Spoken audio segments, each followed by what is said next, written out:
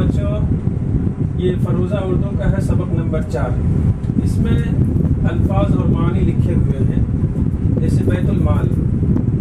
بیت المال کے معنی ہے مال اور روپیہ رکھنے کی جگہ، یعنی کوئی بھی چیز رکھنے کی جگہ ہو، خاص کر کے دولت، اس کو بیت المال کہا جاتا ہے۔ حاجت مند، اس کے معنی آتے ہیں محتاج، ضرورت مند۔ سرائے، مسافر خانہ۔ عادل، انصاف کرنے والا، صحیح فیصلہ کرنے والا۔ پاکیزہ، پاک صاف۔ لذیذ، مزیدار۔ حکمراں، حاکم، بادشاہ۔ غیبت، کسی کے پیچھے اس کی برائی بیان کرنا۔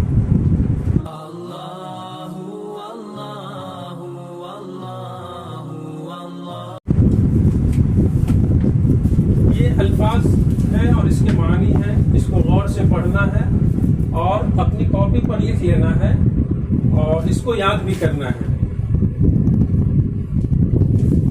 حضرت عمر بن عبدالعزیز رحمۃ اللہ علیہ مسلمانوں کے مشہور خلیفہ تھے۔ خلیفہ بننے سے پہلے وہ بڑی شان و شوکت کے ساتھ رہا کرتے تھے، لیکن جب وہ خلیفہ بنے تو ان کی زندگی بالکل ہی بدل گئی۔ انہوں نے شاہانہ ٹھاٹ باٹ سب چھوڑ دیا، اپنے سارے قیمتی لباس بیت المال میں داخل کر دیے۔ خلیفہ بننے کے بعد وہ سادہ اور معمولی لباس پہنا کرتے تھے، معمولی کھانا کھاتے تھے اور کچے مکان میں رہتے تھے، اور ان کی بیوی اور بچے بھی سادگی سے زندگی گزارتے تھے۔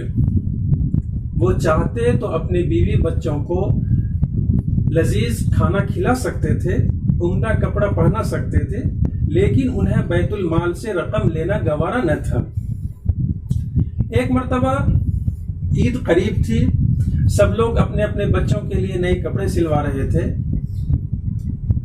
حضرت عمر بن عبدالعزیز رحمۃ اللہ علیہ کے بچوں نے بھی اپنی ماں سے نئے کپڑوں کے بارے میں کہا۔ ماں بے چین ہو گئی، ماں کو معلوم تھا کہ اتنے پیسے تو ہے نہیں۔ وہ شوہر کی خدمت میں حاضر ہوئی اور سارا حال بیان کیا۔ بیوی کی بات سن کر انہوں نے فرمایا، فاطمہ حضرت عمر بن عبدالعزیز رحمۃ اللہ علیہ کی بیوی کا نام ہے، میرے پاس اتنی رقم کہاں ہے کہ بچوں کے لیے نئے کپڑے بنوا سکوں۔ یہ حضرت عمر بن عبدالعزیز رحمۃ اللہ علیہ جو مسلمانوں کے خلیفہ ہیں، ان کا یہ حال تھا کہ ان کے پاس اتنے پیسے نہیں تھے کہ بچوں کے لیے نئے کپڑے عید میں سلوا سکے۔ حضرت عمر بن عبدالعزیز رحمۃ اللہ علیہ انتہائی ایمانداری سے بیت المال کی حفاظت کیا کرتے تھے۔ وہ جانتے تھے کہ ہم حاکم ہیں، بادشاہ ہیں، خلیفہ ہیں، اور یہ جو مال و دولت ہے یہ ہمارا نہیں ہے، یہ عوام کا ہے، اور کل قیامت کے دن اس کے بارے میں ہم سے حساب و کتاب ہوگا۔ اللہ کا خوف ان کے اندر تھا، متقی اور پرہیزگار تھے وہ۔ حضرت عمر بن عبدالعزیز رحمۃ اللہ علیہ ایمانداری سے بیت المال کی حفاظت کرتے تھے۔ نہانے یا وضو کرنے کے لیے سرکاری باورچی خانے میں گرم کیا ہوا پانی بھی استعمال وہ نہیں کرتے تھے، یہاں تک کہ بیت المال میں رکھی ہوئی مشک جو خوشبو کی قسم ہے اس کو سونگھنا تک بھی گوارا نہیں کرتے تھے۔ ایک رات وہ کسی سرکاری کام میں مصروف تھے، سرکاری کام میں لگے ہوئے تھے اور سرکاری چراغ جل رہا تھا۔ اتنے میں ایک ملاقاتی صرف ان کی خیریت معلوم کرنے کے لیے آ گیا۔ انہوں نے سرکاری چراغ کو بجھا دیا اور اپنا ذاتی چراغ منگوا کر جلایا۔ کیوں؟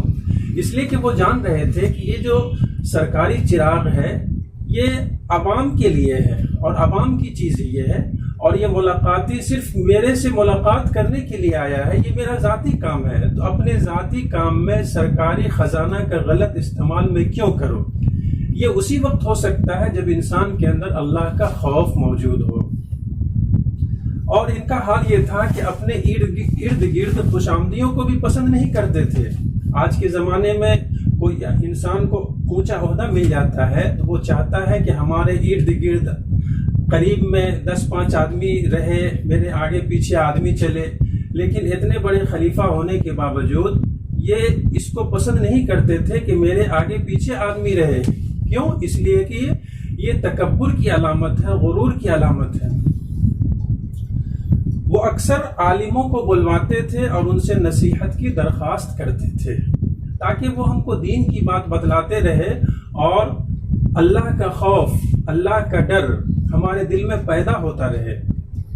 وہ چاہتے تھے کہ علماء انصاف کرنے میں ان کی رہنمائی کریں، نیک کاموں میں مدد کریں، حاجت مندوں کی حاجتیں ان تک پہنچائیں اور ان کے سامنے کسی کی غیبت نہ کریں۔ ان کی ہمیشہ یہی خواہش رہتی تھی، اور یہاں تک کہ وہ ملازموں کے آرام کا خیال کرتے تھے کہ ملازم کو، جو ہمارا نوکر ہے، ادنا سے ادنا ملازم کو بھی تکلیف دینا وہ گوارا نہیں کرتے تھے۔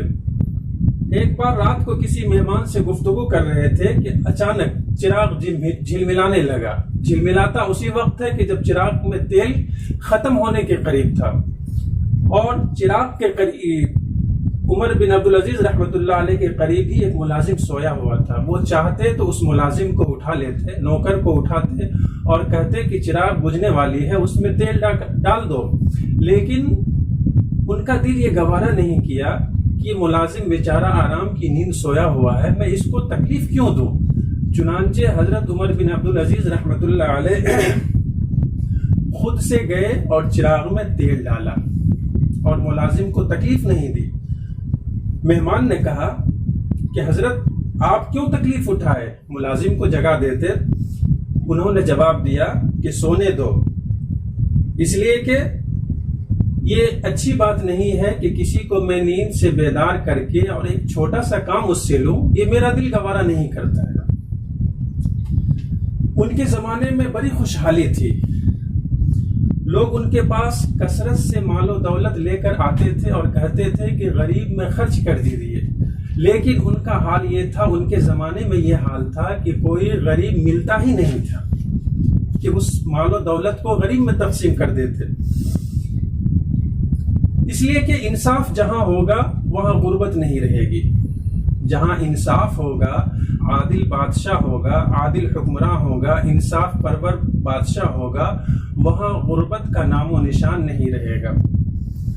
انہوں نے لوگوں کی سہولت کے لیے سرائے بنوائی۔ سرائے کہتے ہیں مسافر خانے کو۔ لوگ راستہ چلتے ہوئے دور کا سفر کرتے ہیں، رات ہو جاتی ہے تو وہاں ٹھہرنے کا کوئی انتظام نہیں ہوتا تھا پہلے، تو سرائے جو ہے مسافر خانہ، تو یہ وہاں انہوں نے مسافر خانہ بنوا دیا تاکہ لوگوں کو کوئی تکلیف نہ ہو۔ دن میں دھوپ کی تپش ہے، اس سے بچنے کے لیے لوگ وہاں آرام کریں گے۔ رات ہو گئی ہے تو وہاں ٹھہرنا چاہے تو وہاں ٹھہر جائیں۔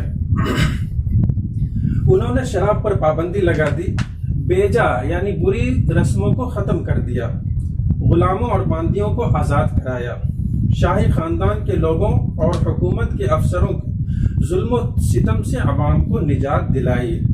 ان کی خلافت کا زمانہ صرف 2 سال 5 مہینے رہا۔ حیرت اس بات پر ہے کہ اتنے کم عرصے میں، اتنی کم مدت میں یہ ساری اصلاحات عمل میں آ گئی۔